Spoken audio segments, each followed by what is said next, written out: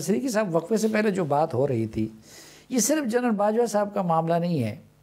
اس سے پہلے ہم دیکھیں جنرل جہانگیر کرامت، جنرل پرویز مشرف، لوگ کہتے ہیں کہ جی میاں نواز شریف صاحب کسی بھی آرمی چیف کے ساتھ نہیں چل سکتے. تو اس کی کیا وجہ ہے کہ ہر آرمی چیف کے ساتھ ان کا کوئی نہ کوئی مسئلہ آ جاتا ہے؟ صافی صاحب میں ایک بڑی اہم بات آپ سے کہنے والا ہوں.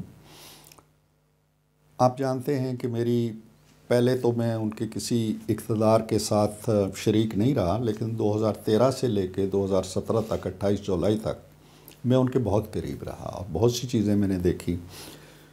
میرا مشاہدہ ہے کہ نواز شریف نامی شخص جو ہے وہ کبھی پہل نہیں کرتا کشمکش کے لیے، تصادم کے لیے، محاذ آرائی کے لیے. گیو ان کرتا ہے، پیچھے جاتا ہے یہاں تک کہ دیوار آ جاتی ہے، اور دیوار سے ظاہر ہے کہ پیچھے جانا بڑا مشکل ہوتا ہے. محاذ آرائی کا یا کشمکش کا یا سول سپریمیسی کو ضرب لگانے کا یا وزیر اعظم کی اتھارٹی کو نیچا دکھانے کا آغاز اگر ہوتا ہے تو وہ کسی اور طرف سے ہوتا ہے. یہ میں نے تجربہ کیا ہے. اگر میں کہوں جی کہ کوئی 2-4 چیزیں گنوا دی جائیں جو مشرف کے دور میں میاں صاحب نے ایسی کی ہوں کہ مشرف کو تکلیف پہنچی ہو، کسی اور جرنیل کے کی ہوں، راحیل شریف کے کی ہوں، باجوہ کے کی ہوں، نہیں ملیں گی. لیکن اگر آپ مجھ سے یہ کہیں گے کہ جی آپ گنوائیں تو میں آپ کو 20 چیزیں گنوا دوں گا کہ یہ ہوا، نواز شریف پیچھے ہٹے. آپ تصور کر سکتے ہیں کہ وزیر اعظم ہاؤس سے ایک باضابطہ وزیر اعظم کا کوئی ڈائریکٹیو یا نوٹیفیکیشن جاری ہو اور فوج کا ایک وہ جرنیل کہہ دیجیے کہ it's rejected. Can you imagine?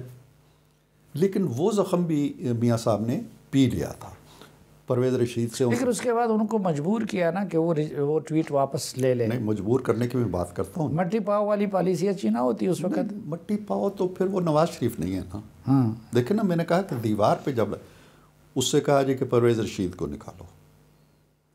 مجھے یاد ہے میاں صاحب نے مجھے بلایا، کہنے لگے جی دیکھو اے مطالبہ ساڑھے کلو کیتا جا رہا ہے، اور ان کے الفاظ تھے کہ پرویز رشید کی میں اتنی عزت کرتا ہوں، اتنا کمیٹیڈ آدمی ہے، میرا دوست ہے، ساتھی ہے، کہ جب وہ آتا ہے تو میرا دل چاہتا ہے میں کھڑا ہو کے اس کو سلام کروں.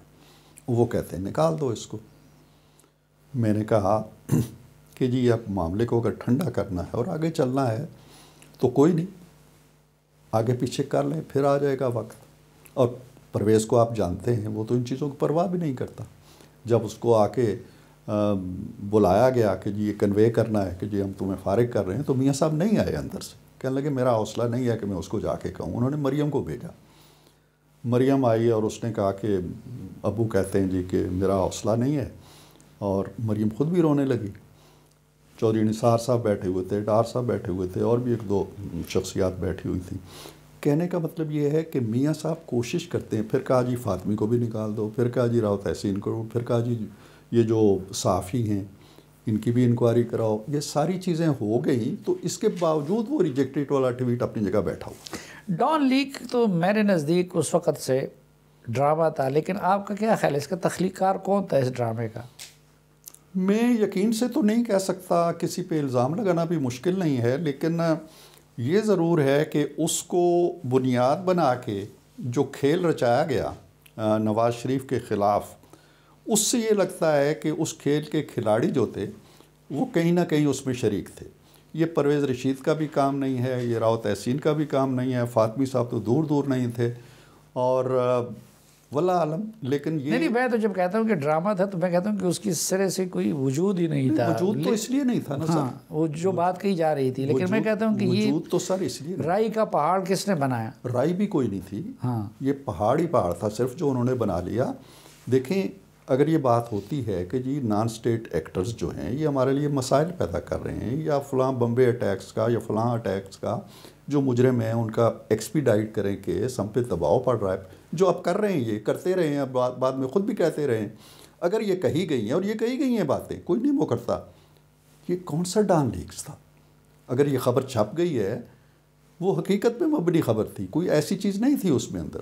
وہ باتیں بعد میں بھی ہوتی رہی ہیں، خود وہ لوگ بھی کرتے رہے ہیں، لیکن اس کو استعمال کیا گیا، اس کو اتنا زیادہ استعمال کیا گیا اور اس کو ہاون دستے میں کوٹ کے وہ میاں صاحب کے اوپر وہ کالک کی طرح تھوپ دیا گیا. میاں صاحب پھر بھی برداشت کرتے رہے. پھر ایک میٹنگ ہوئی صافی صاحب، جس میں انہوں نے کہا جی کہ انف از انف، میں یہ برداشت نہیں کر سکتا، اگر آپ اجازت دیں تو بڑی دلچسپ سٹوری ہے یہ. جی جی. تو 8-10 لوگ تھے، بیشتر نے رائے دی جی کہ نہیں ابھی بھی نہ کریں، یہ اس ڈان لیگز کو ریجیکٹڈ کو ابھی کوئی 10 دن ہو گئے تھے اور واپس نہیں لے رہے تھے، یہ ہم نے سارے اقدامات کر لیے. خیر میاں صاحب کچھ دل برداشتہ ہوئے کہ ان کی بات نہیں مانی جا رہی. وہ کہہ رہے تھے جی کہ میں ایکشن لینا چاہتا ہوں، میں اسٹرانگ اس کے اپنا بیان جاری کرنا چاہتا ہوں. جب وہ جانے لگے تو سارے چلے گئے سلام کر کے، مجھے انہوں نے روک لیا. مجھے اندر لے گئے ڈرائنگ روم میں، کہنے لگے صدیقی صاحب اس طرح بات نہیں چلے گی جس طرح یہ لوگ کہہ رہے ہیں، نہ میں نوکری کر سکتا ہوں اس طرح کہ وزیر اعظم کے منہ پہ اتنی بڑی کالک ملی جائے کہ تم نے جو کو کہا ہے ہم پاؤں کی ٹھوکر پہ رکھتے ہیں. یہ الفاظ تھے ان کے، اور میں بیٹھا رہوں تو آپ ایک بیان لکھے. خیر میں نے بڑا رجسٹ کیا، پھر انہوں نے بیان، فواد بھی تھے، انہوں نے ایک بیان لکھوایا اور بڑا شدید بیان تھا کہ جی میں برداشت نہیں کر سکتا، ہم یہ کریں گے وہ کریں گے فلاں کریں گے. کہنے لگے جی یہ اس کو ٹائپ کروائیں اور مجھے دکھائیں. میں نے اپنی سی کوشش کی لیکن وہ نہیں مانے. فواد کے کمرے میں جا کے ہم نے کمپوز کرایا اور یہ انہوں نے کہا جی کہ مجھے دکھا کے جاری کریں کہ کہیں یہ نرم نہ کر دیں اس کو. اچھا. وہ خیر ہم نے اس کو کرایا جی. اب میں نے فواد سے کہا یار کیا کریں، فواد کہنے لگا اگر آپ کی بات وہ نہیں مان رہے تو وہ نہیں مانے گی کسی. اینی ہو ہم نے ایک ڈرامے کا لفظ آیا تھا، ڈرامہ ہم نے کیا. بیگم صاحبہ کو میں نے پیغام دیا جی کہ آپ آ جائیے گا جب میں اندر آؤں گا. میں اندر گیا، میاں صاحب بدستور غصے میں پڑھ کے کہنے لگے ہاں ٹھیک ہے کر دو. میں نے کہا سر ایک دن اور دے دیں، کل شام تک ویٹ کر لیں. بیگم صاحبہ نے کہا جی کہ دیکھو بار بار صدیقی صاحب کہہ رہے ہیں تسی انہوں دی گل کدی نہیں موڑی، تسی ایک دن اور صبر کر جاؤ. کی کلثوم نواز صاحبہ کی جی آپ ہاں مرحومہ جی. اچھا. تو بھی نہ مانے، غصے میں آ کے اٹھ کھڑے ہوئے. وہ کہنے لگے اچھا تسی جو مرضی کرو، جو دل چاہو کرو. اندر چلے گئے تو میں نے جو دل چاہو پھاڑ کے پھینک دیا. اور بیگم صاحبہ سے میں نے کہا جی اب آپ انہیں سنبھال لیں. میں نے شام کو باجوہ صاحب کو میں نے کہا جی کہ یہاں معاملات یہ ہیں، میں کوشش کر رہا ہوں کہ یہ آگے بات نہ بگڑے لیکن بگڑنے والی ہے، آپ کچھ کر سکتے ہیں تو کریں. اگلے دن خیر وہ آئے اور اس شام تک پھر معاملات ٹھیک ہو گئے، وہ ٹویٹ واپس ہو گیا. لیکن کہنے کا مطلب یہ ہے کہ وہ حتی الامکان کوشش کرتے ہیں کہ معاملہ نہ بگڑے. لیکن یہ راحیل شریف صاحب کے ساتھ کیا بگاڑ تھا؟ دھرنے تو 2014 میں ان کے دور میں ہوئے، لیکن بظاہر تو راحیل شریف صاحب اور بیان صاحب کا کوئی تنازعہ کھل کر سامنے نہیں آیا. اس میں صافی صاحب دو چیزیں تھیں بڑی. اولی بات تو یہ تھی پرویز مشرف کا ٹرائل، وہ نہیں چاہتے تھے کہ یہ ٹرائل ہو. راحیل شریف صاحب بھی؟ جی ہاں. اور ہماری بھی جب پہلی میٹنگ ہوئی تو اس میں کئی رائے تھیں، لیکن پھر یہ رائے آئی کہ بھئی سپریم کورٹ کہہ رہی ہے کہ آپ اس کا ٹرائل کریں، اور پوچھ رہے تھے پچھلی حکومت سے. نگرانوں نے کہا جی ہم نہیں کر سکتے، دوسرے آئیں گے تو کریں گے. پھر انہوں نے اٹارنی جنرل کو بلا کے پوچھا جی کہ آپ اس حکومت سے پوچھیں یہ کیوں نہیں ٹرائل کر رہے. تو پھر یہی رائے آئی کہ جی ورنہ ہمارا بھی گیلانی والا اشر ہوگا کہ ہماری بات نہیں مان رہے، تو ہمیں ٹرائل کرنا چاہیے. میاں صاحب تو کنونس تھے کہ ٹرائل کرنا چاہیے، لہٰذا وہ ٹرائل شروع ہوا، کورٹ بنی، سب کچھ ہوا. اس پہ ناراض تھے راحیل شریف صاحب. دوسری وجہ تھی کہ وہ ایکسٹینشن کے لیے بڑی بےتابی کا اظہار کر رہے تھے. راحیل شریف صاحب مجھے ایک دن میاں صاحب نے بلایا، وہ گلگت جا رہے تھے صبح میں ان کے ایسے ہی ہم بیٹھ گئے تو بڑی کہانیاں، لمبی چوڑی بات کہنے لگے. صدیقی صاحب میں تنگ آ چکا ہوں، میں چاہتا ہوں کہ میں کوئٹ کر جاؤں اور گھر جا کے آرام کروں، کوئی اور آ کے حکومت سنبھال لئیے. میں نے کہا جی ہوا کیا ہے؟ کوئی آدھ پون گھنٹہ وہ انہی باتوں میں لگ رہے، اور اٹھتے اٹھتے کہنے لگے کہ ایکسٹینشن. ایک لفظ بولے وہ صرف ایکسٹینشن. تو ایکسٹینشن کا بڑا پریشر تھا ان پہ، آخر وقت تک رہا. پھر ایک ٹائم آیا کہ راحیل شریف صاحب نے خود انہیں جا کے کہا جی کہ آپ مجھے ایکسٹینشن دیں.